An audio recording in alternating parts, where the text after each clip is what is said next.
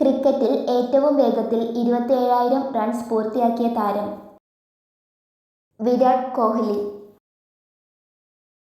September അവസാന വാരത്തിൽ ഭൂമിക്കടുത്തെത്തിയ ശാസ്ത്രജ്ഞർ mini moon എന്ന് വിളിക്കുന്ന ചിഹ്നഗ്രഹം ഏതാണ്? 2024 PT5.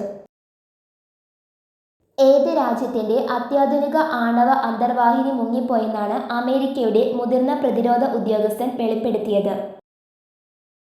ചൈനയുടെ. 300 വിക്കറ്റും 3000 റൺസും ഏറ്റവും വേഗത്തിൽ നേടുന്ന ഇന്ത്യൻ താരമെന്ന നേട്ടം സ്വന്തമാക്കിയത് ആരാണ്?